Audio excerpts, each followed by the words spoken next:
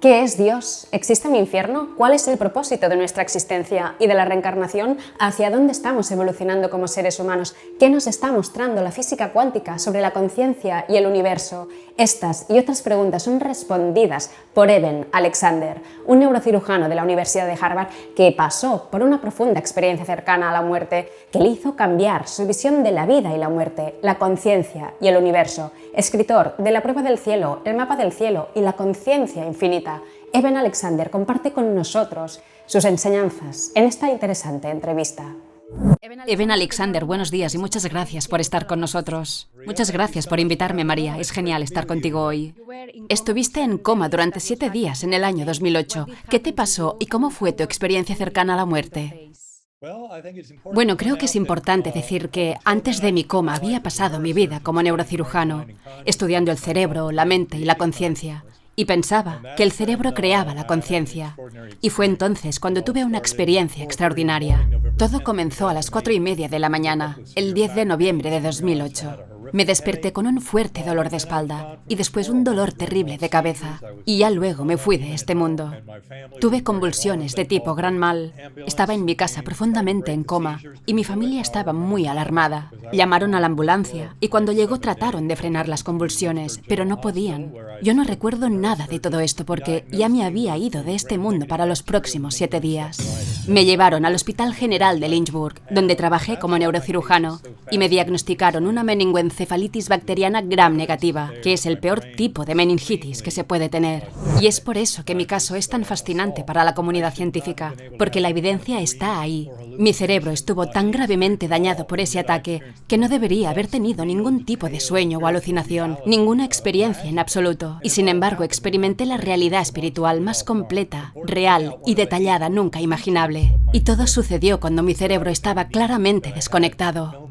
Es importante remarcar aquí que una de las características especiales de mi experiencia cercana a la muerte es que estaba amnésico. No tenía recuerdos de la vida de Eben Alexander. No tenía palabras, idioma, ni conocimiento de la Tierra ni del universo. Era una pizarra en blanco. Y solo meses y años más tarde me di cuenta de por qué eso era tan importante, por todas las lecciones que aprendí. Mi experiencia cercana a la muerte comenzó en lo que yo he llamado el ámbito de la visión de lombriz, un espacio muy oscuro. Era como estar en gelatina sucia. Recuerdo que podía notar cosas como si estuviera tocando raíces o vasos sanguíneos a mi alrededor, pero no tuve conciencia de mi cuerpo durante ninguna parte de ese viaje. Este ámbito de la visión de lombriz se me hizo muy largo, pero de repente fui rescatado por una luz blanca que giraba lentamente acompañada de una perfecta melodía musical. Y a medida que esa luz blanca venía hacia mí, la oscuridad que me rodeaba empezó a disolverse y entré en un valle de colores brillantes mucho más real que este mundo. Esta es una de las cosas que la gente piensa sobre las experiencias cercanas a la muerte, que son como un sueño, algo confuso, pero de hecho es al revés. Esta vida aquí, en estos cuerpos, en este mundo, es lo que realmente es un sueño, en comparación con esa ultrarrealidad que está llena de detalles y significados absolutamente memorables, más allá de cualquier otra cosa. Ese valle en el que me encontraba ahora tenía muchas características similares a las de la Tierra. Yo era un pequeño punto de conciencia en el ala de una mariposa. De hecho, había millones de otras mariposas girando y girando en espiral. Había un prado fértil de un verde exuberante rodeado de un bosque. Y en este prado había miles de seres, bailando con mucha alegría y júbilo. La buena noticia es que no lo estaba viendo solo. A mi lado, en el ala de la mariposa, había una hermosa chica joven. Nunca había visto a esa mujer, pero nunca olvidaré esos ojos azules brillantes, esos pómulos pronunciados, esa amplia sonrisa, frente alta, cabello castaño suave, enmarcando su hermoso rostro. Ella me miró con esa mirada de amor puro.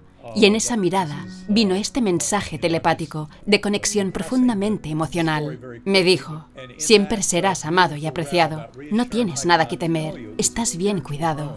Ese hermoso mundo en el que estaba y esa tranquilidad que sentía era como un hogar espiritual. Y este viaje que describo puede sonar extraño para la gente, pero lo que hay que remarcar es que cuando llegamos ahí encontramos que hay amor y consuelo. Es realmente como un hogar y por eso no hay nada que temer porque lo que nos encontramos ahí es una profunda riqueza espiritual y tenemos la sensación de que es ahí donde realmente pertenecemos. Es en este hogar donde, por ejemplo, las personas tienen sus revisiones de vida, donde ven pasar sus vidas ante sus ojos. Y lo interesante de las revisiones de vida es que no las experimentas desde tu propio punto de vista, sino desde el punto de vista de las personas implicadas en la escena. Por lo que, si has provocado mucho dolor y sufrimiento a otras personas, esa revisión de vida no será una experiencia agradable, porque tienes que recibir todo lo que diste a otros. Así que las revisiones de vida son un bonito ejemplo de cómo todos compartimos una mente colectiva. Otra cosa que es importante señalar sobre la revisión de vida es que no es que estés recordando lo que viviste, sino que realmente lo estás viviendo de nuevo, porque es una rectificación de rumbo. Es una manera de que nuestras almas aprendan y rectifiquen cualquier mal que hayamos podido hacer en esta vida, y también para valorar el bien que hemos hecho y extraer esas lecciones para que nuestra alma avance en su viaje. Pero ese valle en el que me encontraba no era mi destino final. Con esa hermosa seguridad que sentía, llegó como una suave brisa de verano. Ese fue mi primer encuentro con una infinita y amorosa presencia de un Dios. Y por supuesto, esto no se trata de etiquetar a Dios o Alá, Brahman, Vishnu, Jehová, Yahweh. Todos estos son términos humanos que confunden la cuestión de que hay una presencia profunda, una fuerza de amor, bondad, compasión y misericordia en el centro del universo, que es universal. Y creo que todas las grandes tradiciones religiosas apuntan a esto en sus tradiciones meditativas, pero en sus escrituras y en sus ideologías pierden el sentido del mensaje original de los profetas, el cual es un mensaje de unificación, unidad y amor. Y de repente, toda esa alegría y festividad, todos esos seres alegres y todos esos bailes, toda esa fertilidad en ese valle, las cascadas, esos cristalinos estanques azules, toda esa hermosa escena terrenal estaba a punto de cambiar, porque al sentir esa suave brisa de verano y toda esa presencia de Dios, de esa fuerza infinitamente amorosa, vi esos cielos impresionantes de un azul negro aterciopelado, llenos de orbes de luz dorada cayendo en picada. Y estos orbes cantaban cánticos e himnos que resonaban a través de mi conciencia. Y cuando escribí todo esto semanas después, dije que eran coros angelicales, porque es así como lo sentí. Aunque aquí, en la tierra, haya música que se parece mucho a ese tipo de música del que hablo, la música ahí es ideal, mucho más rica, pura y poderosa que cualquier cosa que podamos escuchar aquí en la tierra. Esos coros angelicales me llevaron a otro portal y recuerdo que todo ese valle de entrada, todo ese reino espiritual, colapsó. Fui consciente de un tipo de causalidad más fundamental, manifestada en lo que yo llamo tiempo profundo, muy diferente del tiempo terrestre. Por ejemplo, la gente se preocupa cuando escucha cosas como la reencarnación. Se preocupan pensando que un ser querido haya podido reencarnar y no se puedan reencontrar con ellos cuando su alma traspase. Pero eso nunca puede suceder, porque lo que el tiempo profundo permite es que todo se centre en ese viaje.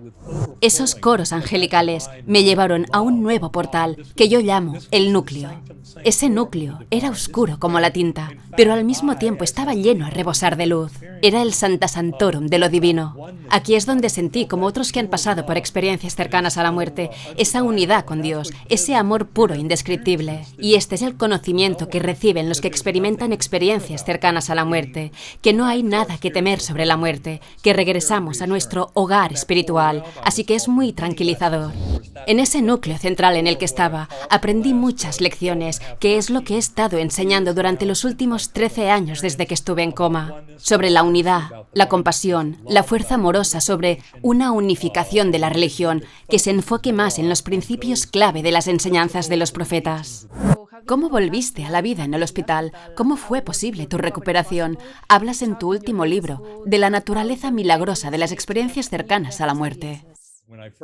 Cuando abrí los ojos por primera vez en la unidad de cuidados intensivos, ni siquiera reconocí a mis seres queridos que estaban a mi lado, ni a mi madre, ni a mis hermanas, ni a mis hijos. No tenía ni idea de quiénes eran. Todo lo que sabía era dónde había estado durante esa experiencia en los 7 días que estuve en coma. Esos recuerdos son hoy por hoy tan claros como si acabaran de ocurrir.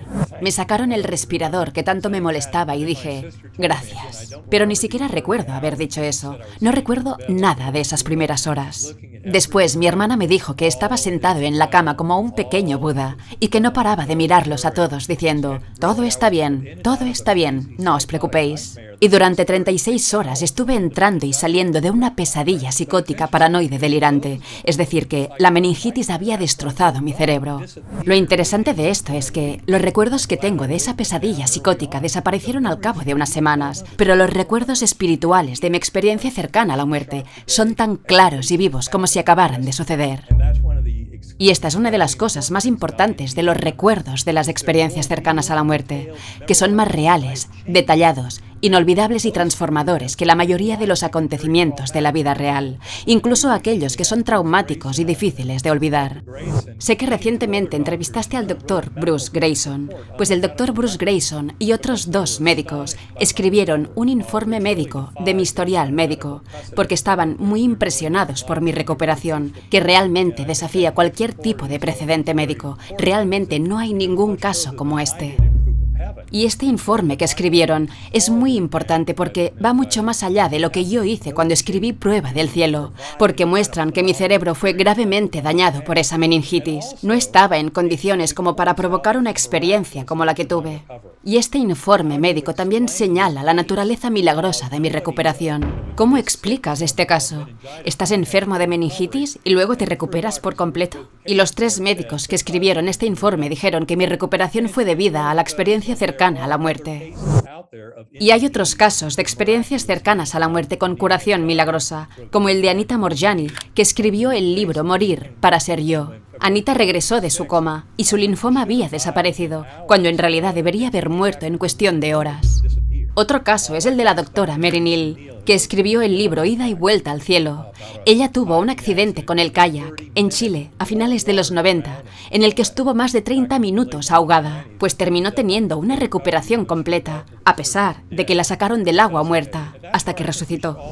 Y esto es algo que todos debemos tener en cuenta, que las experiencias cercanas a la muerte nos muestran el poder potencial que tenemos para sanar. Y cualquier tipo de sanación, ya sea física, mental o emocional, es en última instancia una sanación espiritual. Cuando digo espiritual no me refiero a lo religioso, aunque las religiones pueden llevarnos a la espiritualidad. Desde mi punto de vista, la espiritualidad tiene 2 elementos. 1. Reconocer que todos compartimos una mente colectiva, que realmente estamos todos juntos en esto, tal y como nos muestran las revisiones de vida en las experiencias cercanas a la muerte.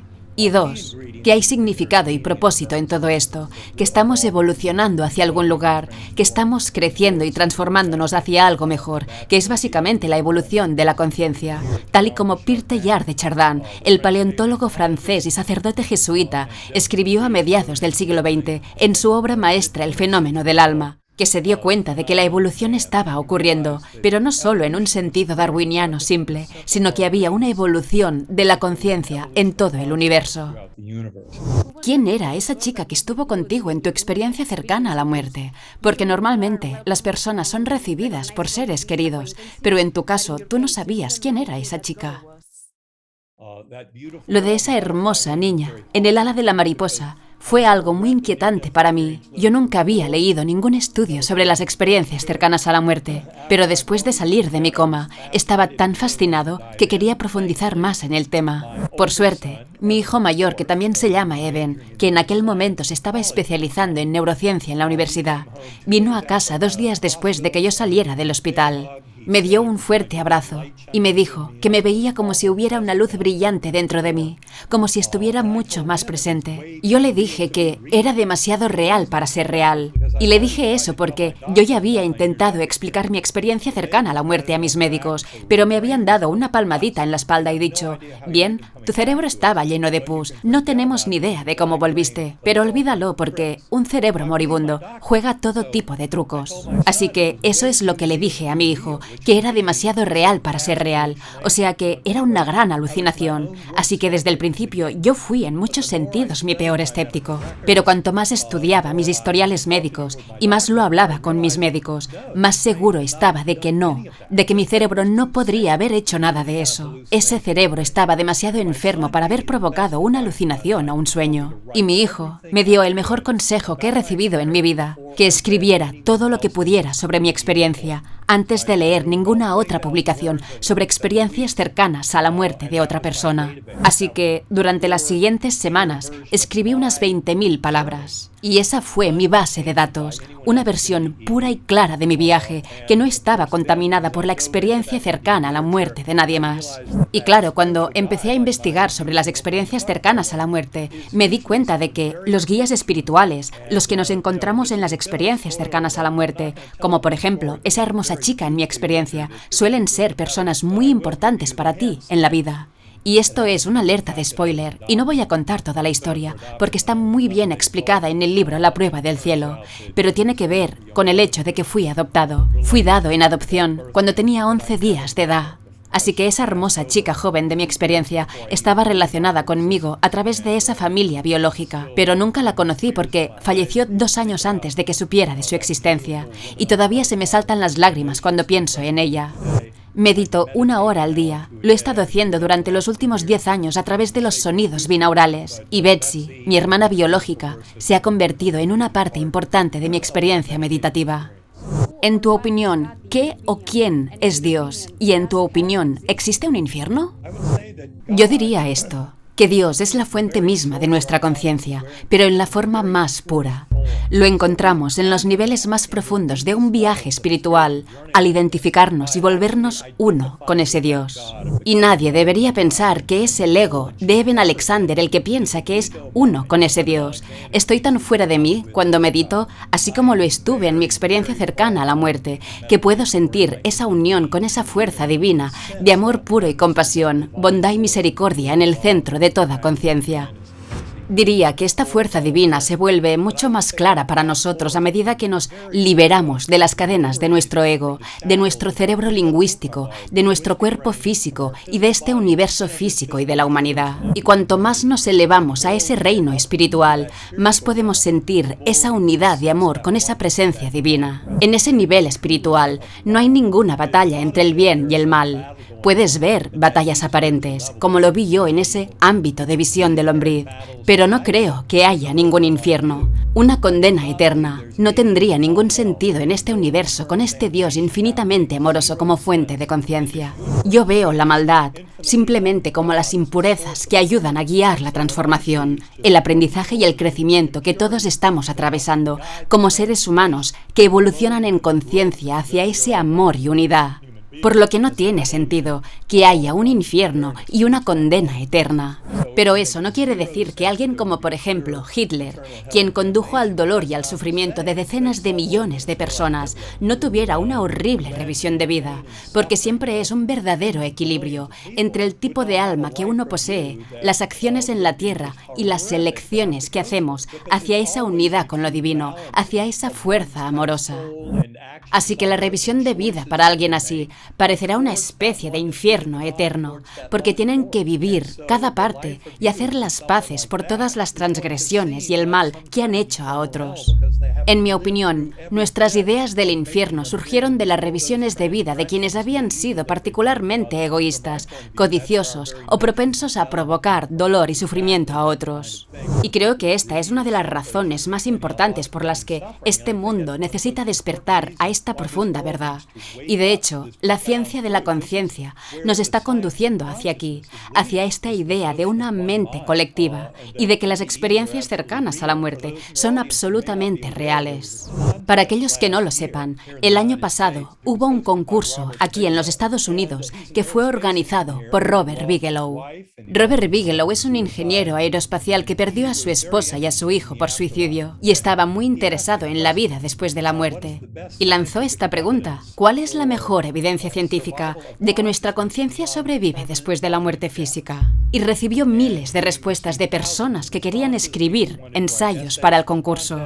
Así que luego exigieron que para participar en el concurso tenías que demostrar al menos 5 años de experiencia en investigación sobre la cuestión de la vida después de la muerte. Consiguieron más de 200 ensayos que fueron revisados por 6 jueces muy competentes, pero fue tan buena la calidad de los artículos de todo el mundo que decidieron ampliar el dinero del premio y terminaron dando premios a 29 artículos. Todos estos 29 artículos están disponibles de forma gratuita para el público en bigelowinstitute.org. Si vas ahí y empiezas a leer el primer artículo de Jeffrey Mishlove, nunca más volverás a dudar de la realidad de la vida después de la muerte. Y los otros 28 ensayos también vale la pena leerlos. Adoptan todo tipo de enfoques diferentes, pero hasta donde llegan, apenas dejan dudas científicas sobre la vida después de la muerte o la reencarnación, porque se han resuelto de una manera muy clara. Tenemos que descubrir y comprender cómo es la realidad de las experiencias cercanas a la muerte y otras experiencias espirituales que apuntan a este lugar infinitamente amoroso. Y es algo que las religiones han tratado de enseñarnos durante miles de siglos, con cierto grado de éxito. Las experiencias cercanas a la muerte, de hecho, dejan claro todo este argumento. Ya sabes, las experiencias cercanas a la muerte han sucedido durante miles de años, pero eran poco comunes debido a que la mayoría de las personas que, por ejemplo, sufrían un paro cardíaco, morían. A finales de la década de 1960, los médicos desarrollaron técnicas de reanimación, por lo que ahora hemos poblado este mundo con decenas de millones de personas que han estado en el otro lado y regresan para contar la historia. Pero es tan impactante para muchos de ellos que no comparten la historia. Les preocupa que la gente piense que están locos. Es por eso por lo que escribí La prueba del cielo, para ayudar a las personas a compartir su experiencia y también para ayudar a médicos y enfermeros a compartir las historias de sus pacientes. Y ya es hora de que todos despertemos y comencemos a tratarnos los unos a los otros con dignidad y respeto, y a tratarnos a nosotros mismos como los seres espirituales que somos, que estamos aquí para manifestar amor, bondad, compasión y misericordia para todos nuestros semejantes, y perdonar cuando sea necesario. La meditación y la oración también son hermosas formas de ponerse en contacto con esa mente colectiva, con esa alma superior, con esa fuerza divina, y así aportar sanación y plenitud a nuestro mundo en general. Entonces, esta otra vida es nuestro hogar, nuestro estado natural, y el propósito del universo es la evolución de la conciencia. ¿Qué significa esto? ¿Cuál es el propósito de nuestra existencia? ¿Y hacia dónde está evolucionando el ser humano? Diría que el propósito del universo es la transformación de la conciencia, la evolución hacia la unidad con esa fuerza divina. Debemos volvernos más como esa fuerza, es decir, más amorosos y compasivos, cuidar de los despreciados, los desamparados y los descarriados. Necesitamos cuidar de los refugiados, acabar con las diferencias económicas en nuestra sociedad, donde la riqueza está tan fuertemente concentrada en un pequeño porcentaje de la población. Se trata de crecer hasta convertirnos en lo que los humanos vinimos a ser aquí. Hacemos todo el crecimiento aquí, por lo que es importante hacerlo en estas vidas. Yo veo todo esto como respirar, de manera que la inhalación es estar aquí en la tierra, viviendo estas vidas con propósito, significado y elección, asumiendo la responsabilidad de nuestras elecciones. Pero luego podemos exhalar, y eso es algo así como las entrevidas, es decir, pasar por las revisiones de vida, planificar las próximas encarnaciones, reunirnos con las almas de los seres queridos que partieron, y luego volver. Así que es este proceso de encarnación y luego este periodo intermedio en el que tenemos esa especie de revisión de vida que nos ayuda a reorientarnos y valorar el progreso de nuestro desarrollo espiritual a través de múltiples vidas. Así que realmente se trata de la evolución y la transformación de la conciencia en todo el universo. Eso es lo que diría que es el propósito de nuestra existencia. Es interesante también que exista este olvido programado. Los científicos que estudian los recuerdos de vidas pasadas en niños, como el Dr. Jim Tucker en la Universidad de Virginia y el Dr. Ian Stevenson, ellos han estudiado más de 2.500 casos, de los cuales dicen que 1.700 están resueltos. Que estén resueltos significa que pudieron investigar y encontrar que la persona que el niño describió realmente vivió con anterioridad. Y cuando revisas toda esta documentación y lees sobre las marcas de nacimiento, las fobias, etc., te das cuenta de que es absolutamente real, de que no hay ninguna duda de que la reencarnación ocurre de alguna forma y que algún tipo de memorias y apegos emocionales de la vida anterior llegan a esta vida. Y necesitamos tomarnos todo esto en serio si queremos vivir como seres humanos en el mundo moderno. Pero creo que la razón de todo es que debemos evolucionar. Diría que la mayoría de las tremendas dificultades en este mundo actual, como la polarización, la violencia de las drogas y la violencia militar, como el ataque ruso contra Ucrania, tiene todo que ver con este falso sentido de separación del materialismo que ha dominado en la ciencia de los últimos siglos. Y de hecho, el materialismo en la ciencia fue refutado hace casi un siglo con la aparición de la física cuántica.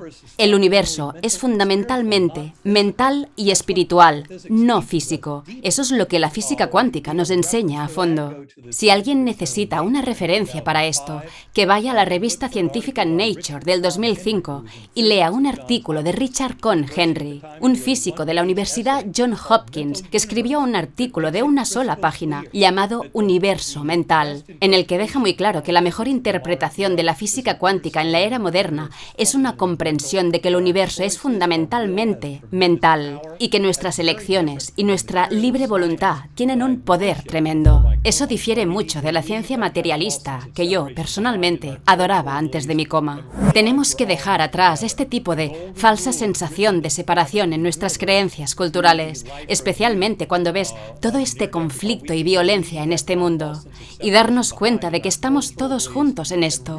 La regla de oro está escrita en la estructura del universo a través de la revisión debida de las experiencias cercanas a la muerte.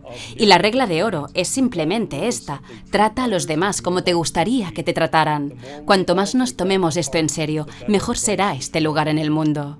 Una de mis espectadoras en este canal dijo: me encanta aprender sobre la vida después de la muerte, hasta que me hablan de la reencarnación, porque no creo en eso. No quiero volver a este mundo, porque este mundo no tiene ningún sentido para mí. ¿Algún consejo para esta persona? Sí, el consejo que le daría es este: ve hacia tu interior. La oración y la meditación son una forma de encontrar el camino de nuestra alma, y cuando hacemos esto, lo que nos encontramos es que lo mejor que podemos hacer es ayudar a otros a vivir. Vive como un servidor para los otros. Y cuanto más ayudemos a otras personas mostrando amor, bondad y compasión, más traeremos ese amor del universo a nuestras propias vidas. Así que encuentra a los despreciados, los desamparados y los descarriados y ayúdalos. Y ya no es una cuestión de si crees o no en la reencarnación. La evidencia científica en la división de estudios sobre la percepción de la Universidad de Virginia y de otros investigadores similares en todo el mundo son incuestionables. Es simplemente una cuestión de si has leído los datos empíricos o no. Puedes ignorarlo si quieres, pero el hecho es que el estudio científico de la humanidad muestra que tenemos una tendencia a regresar. Y me tomaría esto como algo optimista, que se trata de crecer, de ayudar a otros a encontrar significado en nuestras vidas. Y mientras sigas creyendo que estás separado, que formas parte de esta ficción materialista, y mientras sigas pensando que estás en esto tú solo por tu propio bien y beneficio, simplemente llevarás una vida miserable. Así que estamos aquí para ayudar y amar a los demás, y esta es la manera de encontrar propósito y aceptar un concepto como la reencarnación, porque te das cuenta de que ofrece aún más oportunidades para volver aquí y estar al servicio de otros y llevar esa fuerza amorosa aquí, en este planeta. ¿Crees que los problemas de nuestras vidas pasadas son cosas que aún necesitamos resolver ahora? Sí, creo que es una gran parte del trabajo. Hay todo un mundo de la psicología transpersonal. Ya sabes, transpersonal simplemente significa que tienes que ir más allá de la personalidad para llegar a las profundidades de un viaje del alma y qué es lo importante para ella. Todo este trabajo empieza con Carl Jung, el famoso psiquiatra suizo de mediados del siglo XX. Jung tenía nociones de sincronicidad y otras poderosas nociones que ayudaron a dar vida a los aspectos transpersonales más amplios de la existencia. Y luego el trabajo de Stan Grof en la década de los 60, Dr. Michael Newton, Dr. Brian Weiss, Dr. Richard Schwartz, todos ellos han ayudado a sacar a la luz el poder de los recuerdos de vidas pasadas, a través de la regresión hipnótica, las experiencias cercanas a la muerte, la hipnosis o la meditación. Hay muchas maneras de comenzar a vislumbrar recuerdos de vidas pasadas. Yo lo hago a través de la meditación, usando los sonidos binaurales, y he tenido visiones de vidas pasadas. Y lo que podemos hacer es aceptarlos y utilizarlos para ayudarnos a entender por qué nos estamos enfrentando ahora a los diversos desafíos y dificultades que atravesamos en nuestra vida. Hace poco se publicó un artículo de Jim Tucker. Él revisó su base de datos de niños con vidas pasadas y llegó a una conclusión razonable de por qué algunas personas tienen un conflicto de género. Por ejemplo, hombres nacidos en este mundo en un cuerpo masculino, pero que se identifican con el género femenino. Pues se encontró que los niños que recordaban una vida pasada con sexo opuesto tenían muchas más probabilidades de presentar un conflicto de género que los niños que informaron de personalidades del mismo sexo en sus vidas pasadas. No digo que sea un conflicto, no digo que nada de esto esté mal, porque se trata de quiénes somos y de aprender a aceptar quiénes somos, de crecer hacia nuestras almas superiores, así que la aceptación es lo importante. Pero este enfoque transpersonal nos permite tener una visión más amplia de quiénes somos y darnos cuenta de cómo nuestras vidas pasadas podrían tener una influencia en nuestra vida actual. Y esto nos puede resultar útil para nuestro crecimiento personal y llegar a una aceptación amorosa del camino a seguir para vivir la vida de hoy. Y esta psicología transpersonal es un paso muy importante para darnos cuenta de que somos seres mucho más grandes que solo nacer hasta la muerte en este cuerpo, en esta encarnación. Muchas personas se interesan por las experiencias cercanas a la muerte para asegurarse de que se reencontrarán con sus seres queridos fallecidos. ¿Qué nos puedes decir sobre esto? Gregory Sushan ha escrito libros maravillosos sobre las experiencias cercanas a la muerte en las culturas indígenas y a lo largo de la historia, y tiene algunos puntos muy hermosos sobre las similitudes de las experiencias cercanas a la muerte. Hay algunas diferencias entre las experiencias cercanas a la muerte occidentales y ancestrales, pero también hay una gran cantidad de coincidencias que demuestran la realidad de este otro mundo. Y uno de los elementos más comunes es encontrarse con las almas de los seres queridos que han partido. Esto ocurre en todas partes. Y por supuesto, ese pequeño neurocientífico materialista que existía en mí antes de mi coma, te habría dicho que es una ilusión, tu imaginación. Pero habiendo estado ahí, puedo asegurarte que cuando alguien describe haberse encontrado con el alma de un ser querido fallecido, significa que es una experiencia auténtica y verdadera. Esto le pasó a mi propia madre. Ella se estaba muriendo a los 99 años y yo estaba de viaje. De hecho, estaba en las Bahamas dando un curso con William Peters, quien ha escrito sobre las experiencias de muerte compartidas, que son estas experiencias en las que los seres queridos acompañan el alma del ser moribundo en su transición y pueden experimentar las etapas iniciales del más allá, como presenciar una revisión de vida. Estas experiencias de muerte compartidas desafían por completo los conceptos materialistas, porque a menudo suceden en personas sanas y normalmente son experiencias idénticas a las experiencias cercanas a la muerte. Pero siguiendo con mi madre, yo estaba de viaje cuando mi madre se sintió muy enferma al final de su vida, con una enfermedad respiratoria. Se pasó los últimos 4 días en la cama sin responder, pues resulta que 2 noches antes de que falleciera, mi madre volvió a la vida a pesar de esta severa infección pulmonar. Le dijo a su enfermera a las 2:30 de la mañana: llama a mis hijos, mi madre está aquí. Y te puedo asegurar que mi madre estaba con el alma de su madre. Así que la presencia de un ser querido que ha dejado el mundo físico es una confirmación que nos muestra que estamos ante una experiencia espiritual absolutamente real que está sucediendo, y es algo muy común. Así que presenciar a un ser querido fallecido es absolutamente una parte integral de toda esta aventura. ¿Es posible conectar con ellos? ¿Nos envían señales? ¿Qué nos puedes contar sobre la comunicación después de la muerte? Sí, ellos lo hacen. Hablamos de la comunicación post-mortem. Y uno de mis libros favoritos sobre esto es de Bill y Judy Guggenheim. Ellos escribieron Saludos desde el cielo, sobre más de 3.000 casos de testimonios de personas que han vivido estas experiencias de comunicación con muertos. Muchas personas usan medios psíquicos y hay mucha evidencia científica para respaldar la realidad psíquica de los mediums. Obviamente hay mucho fraude ahí fuera. Lamento decir que hay mediums fraudulentos, pero eso no significa que no haya excelentes mediums que hacen un muy buen trabajo. Y si vas a winbridge.org, puedes encontrar la evidencia científica que apoya la mediumnidad. O puedes leer libros de Laura Lynne Jackson. Ella ha sido un hermoso recurso para mí y es una medium de mucho talento certificada por esa organización.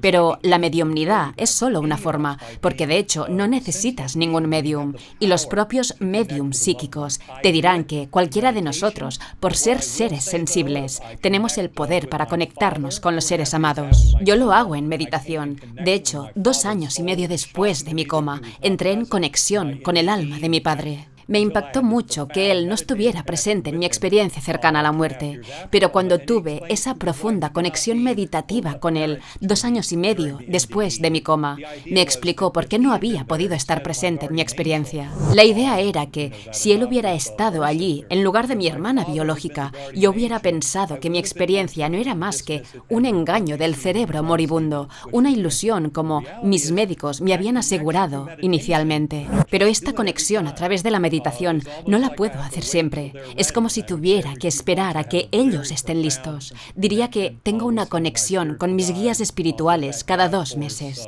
Pero en la meditación, a menudo puedo recuperar esa hermosa fuerza amorosa, aunque nunca he vuelto a vivir por completo esa ultrarrealidad que experimenté en mi experiencia cercana a la muerte. Quizás tendré que esperar hasta que, nuevamente, deje mi cuerpo físico para tener esa sensación de ultrarrealidad.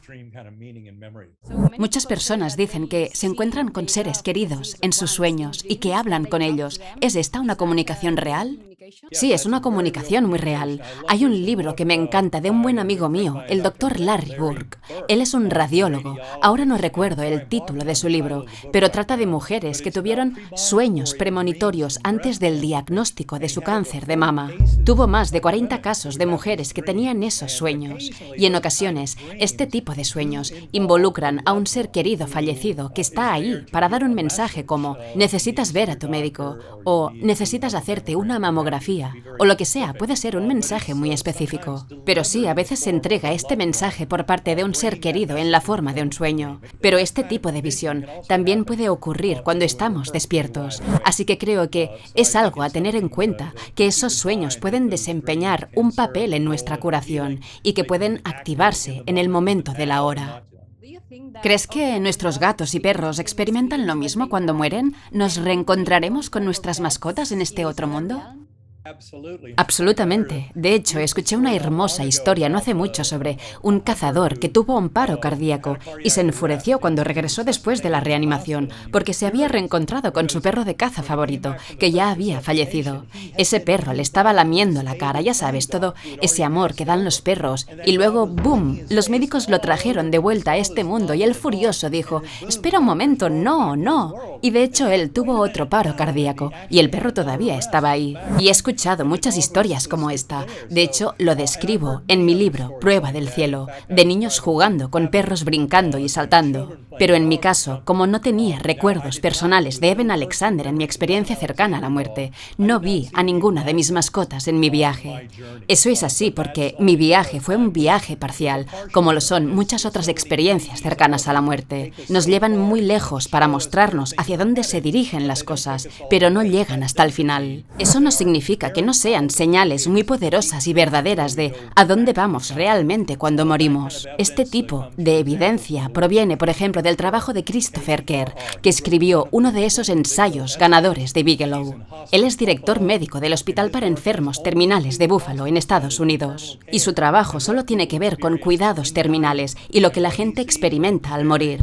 Y lo que él ve es lo mismo que las experiencias cercanas a la muerte. Los mismos temas, las mismas visiones, la misma presencia de seres queridos, etc. Así que no podemos decir que, solo porque los que experimentan experiencias cercanas a la muerte no mueren, no nos informan sobre lo que sucede cuando morimos. ¿Cuáles son para ti las lecciones más importantes que podemos extraer de las experiencias cercanas a la muerte? La lección más profunda e importante de las experiencias cercanas a la muerte no es ¿qué sucede después de la muerte?, sino más bien cómo tomo las decisiones correctas en cada momento de esta vida, aquí, hoy y ahora. Y al vivir mi vida, cómo me trato y me veo a mí mismo, y cómo trato y veo a los demás. Esta es la lección más importante de las experiencias cercanas a la muerte, de manera que, cuando dejemos este mundo físico, podamos hacerlo con un corazón feliz, sabiendo que trajimos amor y bondad a los demás seres humanos. Que no nos quede ningún tipo de mancha por la que necesitemos hacer las paces con alguien a quien hayamos hecho algún mal. Así podremos irnos con un corazón en paz y avanzar felizmente, reuniéndonos con las almas de los seres queridos que partieron y sabiendo que nuestra revisión de vida será básicamente un reconocimiento del amor, la compasión y la contribución que hicimos al mundo. Tú dices que uno de los problemas más importantes de este mundo es que no nos amamos lo suficiente. Sí, eso me quedó muy claro cuando regresé de mi experiencia cercana a la muerte. Me di cuenta de que la gran mayoría de los problemas del mundo no eran que no amemos a nuestro prójimo o a nuestro enemigo, sino que, de alguna manera, todavía nos tratamos a nosotros mismos de manera primitiva e inmadura, con este tipo de objetivos materialistas, egoístas y ambiciosos. Y no reconocemos a los seres espirituales y eternos que somos, que estamos aquí para compartir amor, bondad y compasión con nuestros semejantes. Y cuanto más recuperemos ese amor del universo que todos compartimos, más podremos servir como un conducto para dejar que ese amor fluya a través de nosotros hacia el resto del universo. Y ahí es donde muchos de nosotros podríamos beneficiarnos y llegar a una mayor plenitud. Así que repito, se trata de amarnos a nosotros mismos y a los demás, apreciar que la regla de oro es absolutamente real. Esa es la lección principal de la revisión de vida en las experiencias cercanas a la muerte. Trata a los demás como te gustaría ser tratado, porque en la revisión de vida estás en el extremo receptor de cómo has tratado a los demás. Así que espero que al final de tu vida, cuando pases por tu revisión de vida, hayas hecho las paces. Mi compañera Karen me enseñó hace mucho tiempo que la revisión diaria tiene mucho más sentido que la revisión de vida. Si aprendemos a vivir estas vidas haciendo el bien y dando amor al mundo, no tendremos nada que temer cuando dejemos este mundo. ¿Crees que en el futuro seríamos capaces de provocar algún tipo de experiencias cercanas a la muerte para sanar problemas físicos o mentales y vivir una vida más plena y significativa?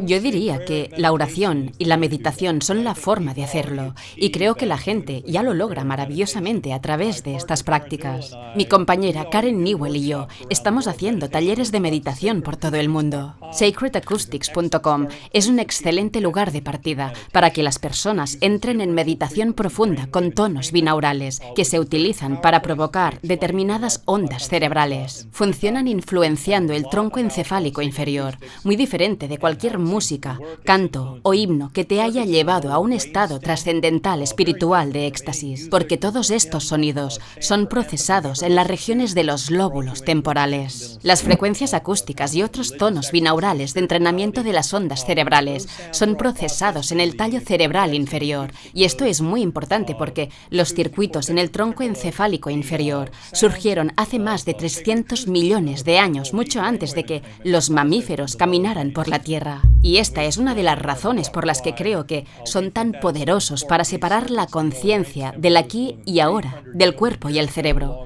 Recomiendo mucho que aprendan a manejar estas frecuencias binaurales. Muchos de nosotros nos identificamos con la voz en nuestra cabeza, nuestra mente egoica, nuestro cerebro lingüístico, como si fuéramos eso, esa corriente de pensamientos, esa mente de mono. Pues lo primero que yo hago en la meditación es dejar que esa mente egoica haga una pregunta o una intención declarada y luego ya descansa. Y ahí es cuando aprendí a manejar los sonidos binaurales, siguiendo mi respiración, que me lleva a un estado profundo, donde ya ni siquiera soy consciente de los sonidos. Y aquí es donde sucede la verdadera magia, donde empezamos a conectarnos a través del velo de la mente colectiva. Y cuando empiezas a hacer esto y practicas más y más, eres capaz de alienarte con ese tipo de alma superior que encontramos en las experiencias cercanas a la muerte.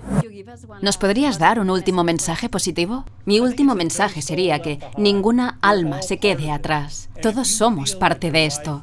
Y si sientes que tu vida no merece la pena y que la otra vida suena mejor que esta, es hora de que vayas hacia tu interior y te encuentres a ti mismo de una manera mucho más rica y auténtica.